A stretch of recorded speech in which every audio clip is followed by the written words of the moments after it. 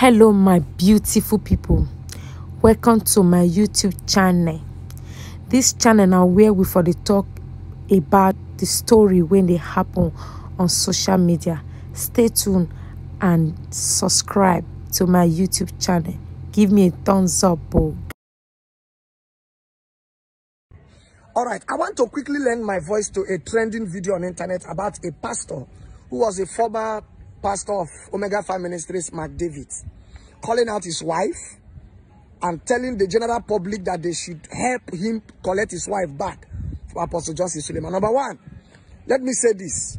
Proverbs 13 from verse 15, it says, good understanding giveth favor, but the word of transgressors is hard. Every prudent man dealeth with knowledge, but a fool layeth open his folly. A wicked messenger followeth it to me, but a faithful ambassador is health. Now, I'm not a son of Apostle Johnson Suleman, but I see him as a father and as a mentor.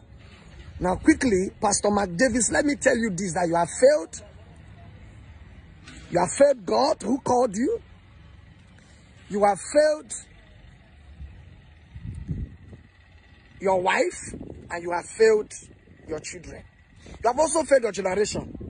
Why? Because any wise man will never bring his problem to the media, especially marital problem.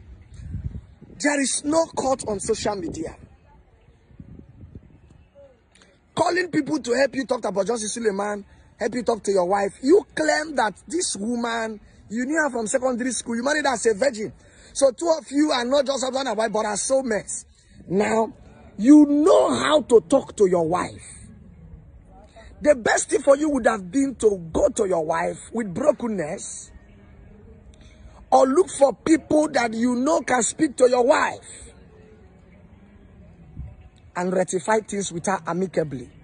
There is nothing that cannot be settled on the altar of reasoning. Bible says in Isaiah, come now, let us reason together, that if your sins be as scarlet, they shall be made white as snow.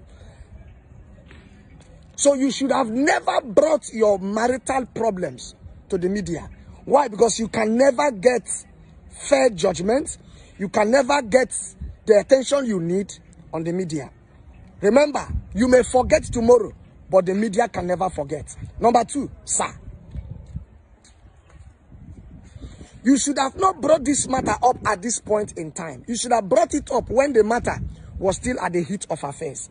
But you claim to have all the evidences, all the recordings, all the videos, and you kept all of them, waiting for now that the church has 7 years anniversary and they are hosting Pastor E. Adeboye. You now decided to shoot your shot. But my brother, you shot yourself on the leg. Why? Because the glory of the anniversary will overshadow your blackmail and your mischief. Now let me tell you something. Let me tell you something. That trying to create an atmosphere that will make the internet to see the church in a bad light in this period is simply letting intelligent people know that there are people behind what you are doing. It's either you are paid to do so, or you are doing it out of mischief, or you are doing it out of envy and jealousy. Number three, sir, you should know that your wife has a future, your children have a future, and you too have a future. If your wife has decided to move on with her life, let her be. If you too have decided to move on with your life, you too be. Trying to make people see your wife as an irresponsible person only shows how you have failed as a husband, how you have failed as a pastor, how you have failed as a father.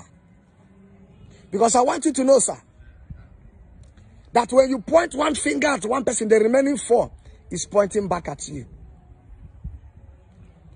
You should have not. Your wife has a future. You too have a future.